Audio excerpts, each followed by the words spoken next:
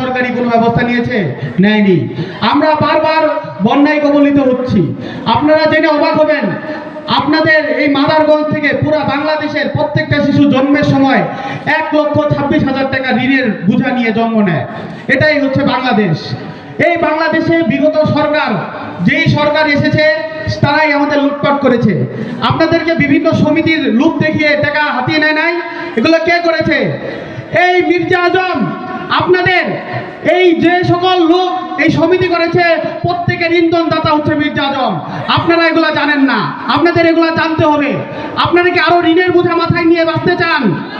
আপনাদের সতর্ক থাকতে হবে।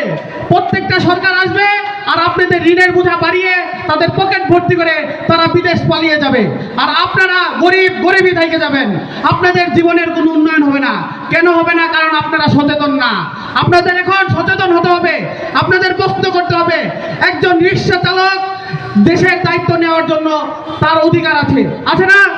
অবশ্যই আছে। বাদারগঞ্জবাসী কি বাংলাদেশের প্রধানমন্ত্রী হওয়ার যোগ্যতা রাখে না?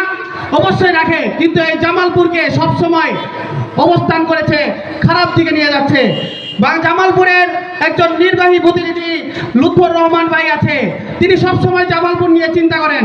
তিনি সবসময় ভাবেন এই জামালপুরের শিক্ষার্থীগুলোকে কিভাবে সচেতন করা যায়, কিভাবে তাদের শিক্ষার উন্নয়ন ঘটানো যায়। আপনারা যে কোনো প্রয়োজনে জামালপুরের মাদারগঞ্জের প্রতিনিধিদের সাথে যোগাযোগ করবেন। তারা লুৎফর রহমান ভাইয়ের সাথে যোগাযোগ করে তাদের যে কোনো ধরনের সমস্যার সমাধান করার তার যতটুকু এখতিয়ার রয়েছে সেখান থেকে তারা চেষ্টা করবে। আপনারা আমাদের জানাবেন, আপনারা নিজেরা সচেতন হবেন। সব সময় মনে রাখবেন, নিজের অধিকার নিজেদের অর্জন করতে হবে, আরেকজন দিবে না। আপনারা শুধু শোষিত হয়ে গেছেন, এখন সময় যে সরকারি আসুক, আপনাদের মনে রাখতে হবে নিজেরা শোষণ হবেন না, কারো কথায় নিজেদের বিকিয়ে দিবেন না। আপনাদের নিজেদেরকে প্রশ্ন করবেন এবং সেই অনুযায়ী কাজ করবেন।